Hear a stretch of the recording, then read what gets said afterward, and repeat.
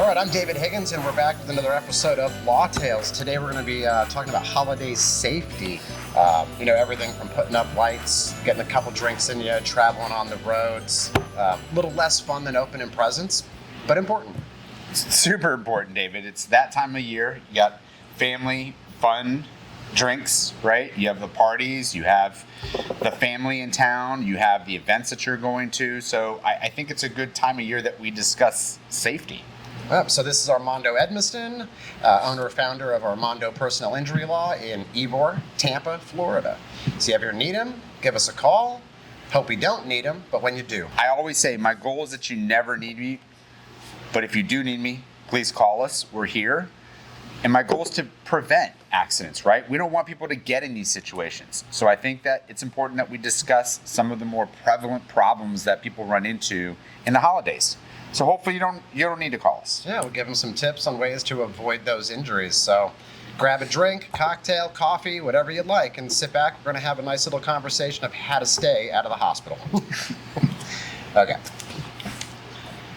All right, so let's start with one of the first big ones is driving, right? It feels like people are in a rush in the holidays for sure, either traveling to families' houses, rushing out to the store to go shopping, or just fighting traffic in general. Yeah, David. I mean, this time of year, you have the perfect storm, right? You have family in town. People are in a rush because they're always running late, and there's more people on the road than normal.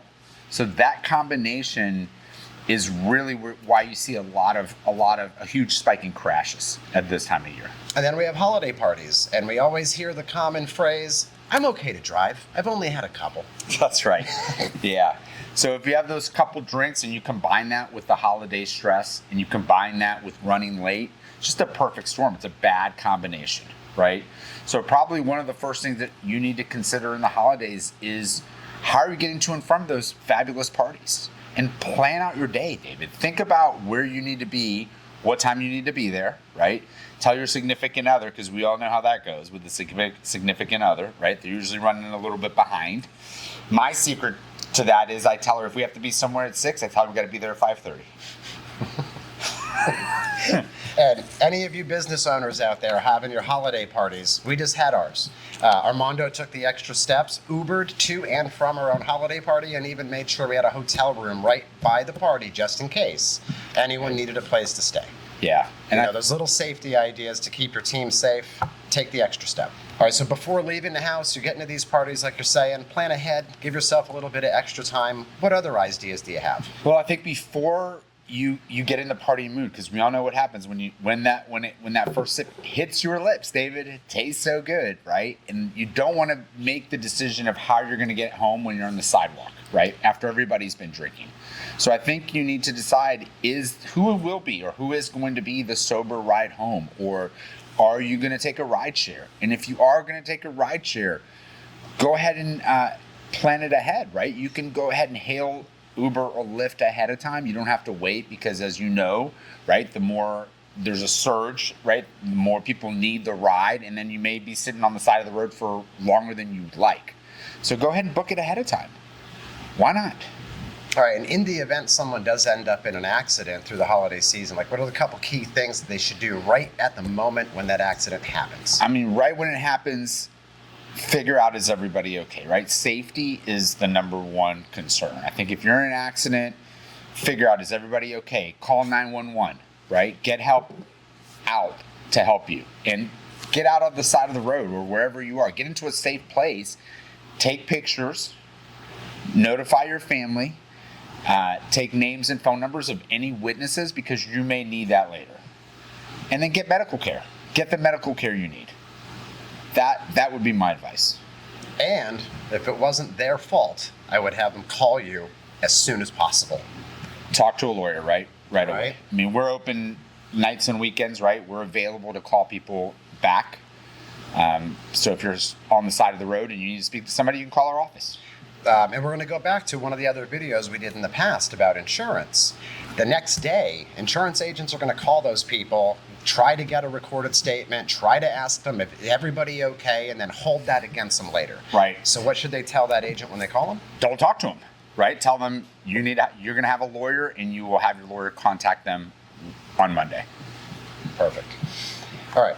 So now let's move off of the roads. People are out shopping. We got less than 2 weeks until Christmas. You got that last Christmas present shopping rush happening.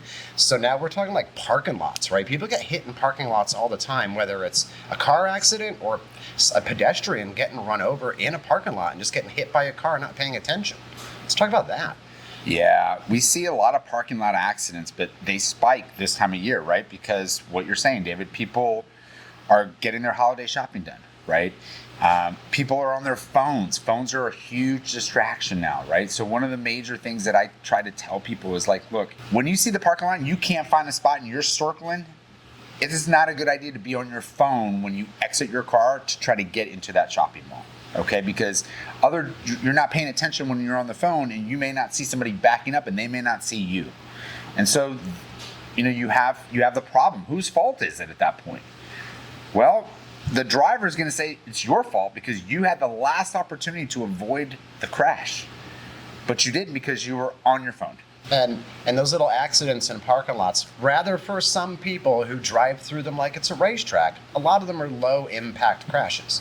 But the low impact crashes still cause severe injuries to people. Right, because you're not in a car, right? It's a pedestrian getting hit by a 6,000-pound vehicle, right? So you don't need a whole lot of speed when you have that much mass. So if you could tell people in their car, in the parking lot, what's the number one thing you would want them to like pay attention to? I think that before you back up, you better look both ways twice. Pay attention, make sure, don't just rely on your camera, right? Because nowadays people are so accustomed, they don't want to turn around. They don't want to make this motion, David, to just look both ways. Yes, the camera will help, but the camera's not going to capture everything. One of the other things that I see a lot now in parking lots is you have these electric scooters, and they can go 15, 20 miles per hour. That's pretty fast. And they're zipping around in these parking lots as well. So be extra cautious. Look twice before you back up. I would tell people, treat it as if you always expect a kid to run out behind you. Always. That way you're super cautious, you're highly alert. All right. And then what would you tell pedestrians, the folks walking around the parking lot? I know you told them right now, just stay off your phone, pay attention, But you know what? I always, when I'm walking through a parking lot and I see a driver that's either backing up or pulling out, I stop and make sure that they see me. I try to make eye contact with that driver. Because if they're not making eye contact with you, they're not seeing you. They're not seeing you. And to me, I don't want to become a victim. So basically, everyone should act as if no one else is paying attention and they are the only person staying alert in that parking lot at all times. Welcome to 2025, David. All right. So another big thing, right? Home decorating. I mean, everyone's still there. People are still rushing around, putting up lights. They're on their ladders. They're moving around. Like, let's talk about some of those injuries that you see when people are dealing with that stuff. We get the phone calls where the one neighbor, right, is asking for a favor from somebody, whether it's another neighbor, a friend, a relative, right? And they say, hey, help us hang the lights up, right? They provide them a ladder that hasn't been used in a long time, right? They have tools that probably haven't been used, and they say, here, use that ladder, please get up there and hang the lights. Well, if you're going to do that and you're going to take the risk and you're going to help that person, make sure that the ladder's safe, okay? It's not worth the trip to the emergency room because your neighbor, your cousin, your uncle, your grandma didn't know that didn't check the ladder, and the ladder isn't sturdy. The other side to the ladder thing is people go, I can reach that. I'm just going to lean over here and get that. And then the ladder slips and they crash. And one of the things that really bothers me, I don't like when there's only one person up on the ladder. Have somebody hold that ladder. Anybody. Grandma can step on that ladder for you. She may not be able to climb that ladder, but she can step on that ladder, right? Or grandpa or your aunt or your uncle or anybody, just to keep it sturdy. You know what? Perfect example. When I hung the wreaths in the office, Patty came over, even though it's only a step ladder. It's not even chest high to me. She just made sure she had a hand on it just in case. And I'm not 20 feet up on the roof, but still. But still. Here's the other aspect about the roof cases, right? If you haven't been on a roof regularly or you don't do that, don't get up now. Don't do that, right? These are the famous last words. Hey, watch this, right? Everybody's heard that. Next thing you know, they're on the way to the hospital. But roofs are slippery. Roofs are dangerous. Roofs require special shoes, right? And right now in the morning, I don't know if you got up, David, but I got up this morning and I had dew all over my car. It was wet. It looked like somebody had just sprayed a hose on it. Well, when that's up on your roof, well, what do you think is going to happen? Yeah. Right? So don't try to just hang it perfect. You can hire a professional. So we did this year, by the way, David. In fact, the guy that washes our car is hanging our lights this year. He's looking for extra work. So, it's not worth the risk to me or my family to have to try to get that up perfect. Now, people are having house parties, family over, Christmas party, dinner party, or just Christmas Day itself, having people over. You have electrical cords running around the house that people don't think about. You got rugs that are flipped up or not taped down and they're sticking out. Grease fires happen all the time. Like, what kind of stuff do you see and have heard about in cases like that? Well, we typically calls on a couple of different issues, right? Number one are the house parties where they're providing alcohol and minors get it, right? That's a big issue. So and there's very few parties that I go to that don't have alcohol, right? So you have to do one of two things. One is somebody needs to be watching the alcohol to make sure that the minors don't get the alcohol, right? Keep it out of reach of minors, as I always say, right? Somebody needs to monitor the alcohol or don't have alcohol. You don't have to have alcohol. You can still have fun without alcohol, right? But that's one of the major issues that we see. The other major issue is that somebody trips and falls after they've been drinking, right, David? You invite them over and nobody monitors their consumption, right? So it's kind of like, basically pour your own. And people during the holidays tend to overserve themselves. So if you have somebody over at your house and you're worried or you're concerned, help them, talk to them, tell them, hey, Bob, listen, I feel like you've had a little too much alcohol, right? Let's slow it down. Let me get you some food. Let's relax. And when they go to leave your house, maybe escort them to make sure that they're safe. Now, on safety side, you got all these lights plugged in, people plugging in all their decorations everywhere. Just as a standard safety factor, people should pay attention to that and not overload their circuits. Huge fire risk, right? Huge fire risk. And then the other thing I think I would want people to think about is taping down cords if they're having guests over, especially if they're running across the room. But it's ugly. It's not as ugly. It's not as ugly as having you sue their homeowner insurance policy because they fell and broke their leg. Right, because, as much as Susie Q's your friend, she has a serious injury, and now Susie Q's not going to want to have to pay for all the medical bills, right? I mean, it's not fair to Susie Q. So, friends don't let friends not cover up cords on the rugs. Yeah. And then, it's like Food Network in here at Christmas time. Everyone's in the kitchen, knives on the counters, grease fires happen all the time. You get cut wounds constantly. What would you tell people just to pay attention to, just to keep their friends and family safe? I think just don't leave sharp knives everywhere, right? Like, put them up. When you're done, don't leave it on the counter, right? I myself catch myself all the time like, I left that knife there. And I grab it because I realize I have a 12-year-old daughter, right? And she's got friends running around. And it just takes one of them to knock that counter over, and that sharp knife is going to hurt them. Yeah. And fire safety, you get a grease fire, never throw water on it. You're just going to make it worse. Powder or smother, never water. Where are you going to get the powder from, David? You got baking soda. In your kitchen, you keep an extra box just in case. What about sugar? You think sugar would work? I don't think sugar would work. I don't think sugar would work. Don't put sugar on. Don't put powdered sugar on it, okay? That's just going to burn. Yes, that's correct. You'll have caramel. So, I guess people out here, there's going to be a couple people who go, I do all of those things. And I'm going to tell them, don't. Maybe go, you know what? Maybe I shouldn't. Don't. Be safe. It's 2025. You want to get to 2026. All right, so a lot of families are traveling for the holidays. Instead of having people come to them, they're leaving to go to family. They're going to be staying at hotels that they've never been to, never seen. Airbnbs that they've never seen.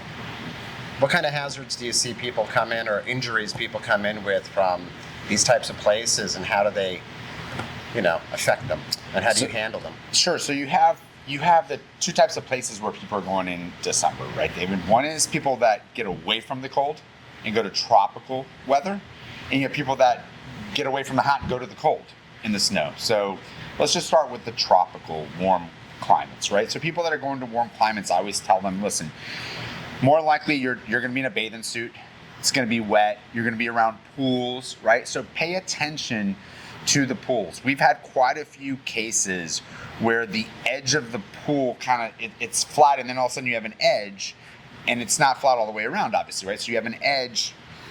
I would say probably a third of the pool has an edge, but people don't realize that there's an edge. So they either step off of it and fracture their ankle, right? That's the most common, that they're walking around and they thought it was a zero edge pool all the way around, but it's not. So pay attention to the pool edges, right? Pay attention to your kids in the pool. We've had a couple of drowning cases, right? Where unfortunately we had children that were unattended, and the parents were having a few drinks and having a good time with the rest of the family. So if some kids are in the pool, somebody needs to be the dedicated watcher of the kids. Now, I'm going to include into this, because this happened here in Florida in the beaches. Families came down on vacation. They let their kids dig huge holes at the beach. That is extremely unsafe. It happened here on the East Coast, where a couple of children dug a large hole and the sand caved and they got trapped under it and ended up passing away. Don't let them do that. Don't let them do it. Build a sandcastle. Don't literally dig your own grave at the beach. Yeah. Don't let your children do that. So supervise your children at the pool, right? Do not let your children run around the pool area. This is like the big one, David. We get a lot of cases a year where if they're kids, right? They're gonna want to run, but they don't realize how slippery it is around the pool, right? And finally, I say, look, if you're gonna be in an Airbnb, walk around before you let your family roam the house and see if there's any hazards, right? Like what you're saying, see what are the potential hazards depending on the age of your children, right? So when my daughter was young, one of the first things we did is we walked around and make sure, are there any sockets that are not covered that my child might put something in, right? Is there a pool? If we have a pool, is there a gate? Is there a guard gate around the pool, right? If you have toddlers, right? You can't let if there's no guard, you can't let that toddler run around because he might wander off into the pool, which kids want. That is an attractive nuisance. That's something they want to be, and they love water, right? So you need to make sure that there's a gates around the pool if your children don't know how to swim. So you're in a new environment. You don't know what hazards are there. Take the time, look around, figure out what's going on. And if somebody does get hurt, what do? Well, they need to go get help, 911 immediately, right? And hopefully it's not something catastrophic, but they need to take pictures, right? Take pictures of the area that wherever the children or the person fell, or where they broke their leg, or where they broke their knee, or their hip, right? These are some of the most common injuries that we see at homes or Airbnbs and hotels. Medical attention right away, obviously. First and foremost, Yes. Your health and your safety is key. Document everything with photos, videos, log everything and written messages to keep a track record of discussion. Extremely important. And notify management. And then get it to you so you can handle that for them. And then, well, you want to notify management because, first and foremost, if something happened to your child, I don't want something to happen to somebody else's child, right? And you as a person wouldn't want somebody else's kid to go through what's going on through your kid. So notify management, right? Give them a report. If they ask you for a written report, it's fine. You can write a report, but take a picture of your report. Okay, we have a lot of cases. If you do not take a picture of that report, we will never get a copy of that again until we file a lawsuit. All right, so next part we're going to talk about here, right? Toys. Kids and some products that just seem fun, but come inherently with an edge of unsafe. But that's what makes them fun. Right? Right. It's like playgrounds when we were kids. The skateboards for me, right? I mean, Yeah. that was the thing. Skateboards Right. when I was growing up. Right, so they're huge Christmas gadgets, all these new things like electric scooters, you got electric skateboards, you got the one wheels, you got all sorts of things like this kids are going to be getting. What one thing do you think parents should always include in that gift set?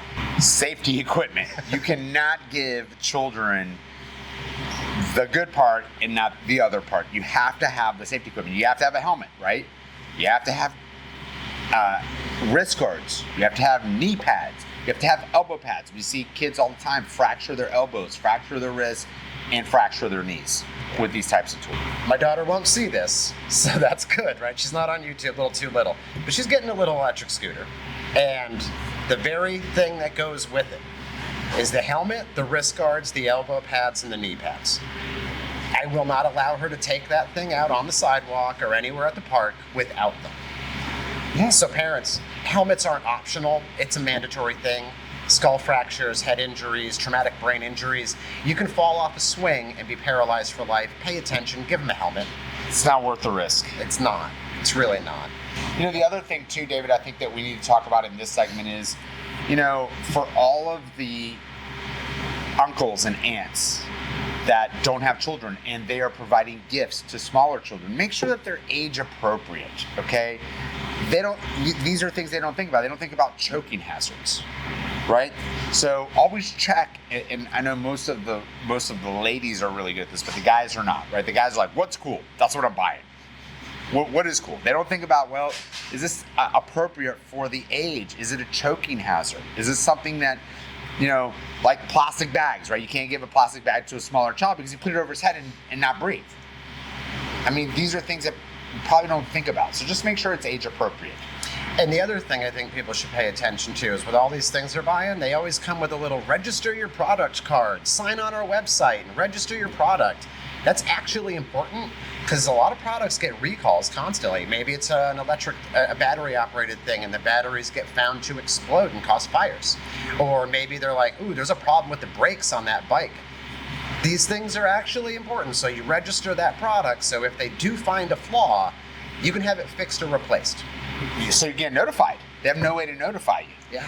Right? So that's also part of holding corporations accountable, right, David? If you don't do your part and notify the corporation that you have that toy, they have no way, if there's a flaw or an issue, to notify you. All right, so let's say despite all the precautions people take, no one's drinking and driving, they're not on their cell phone when they're driving, they look around their Airbnb to make sure there's no like loose steps or broken handrails and cords just laying about, but something still happens, someone still gets hurt. What do they do? Right, so let's just take for an example a car accident, okay, David? Because that's probably going to be the most prevalent thing somebody's going to face this holiday season. You get in an accident, the first thing you need to do is everybody safe, right? If you're in the vehicle that gets impacted, which is going to happen to a lot of people, you're going to get out, you're going to take pictures, you're going to call 911. Because we want a police officer to come out, okay? Because the last thing you want is for that other driver to blame you for the accident, right? So call 911. If they ask you, is somebody injured, you can just tell them you're not sure, right? You were just involved in an accident. Your adrenaline is pumping, and you're going to be excited. You're going to take pictures. You're going to then remove the vehicle out of the road onto a safe location and wait for the police to arrive. You're going to look and see, are there any witnesses? Did anybody else saw what happened? If they did, get their names, get their phone numbers, and wait for the police. Now let's go back to previous conversations that we've had in some other videos, right? People shouldn't downplay their injuries. Like, I'm a little sore, but I think I'll be okay. Especially in a car accident. Especially in a car accident. Because we have PIP here in Florida. If you have an insurance policy, you have PIP. Motorcycles don't have to have it, but cars and trucks do.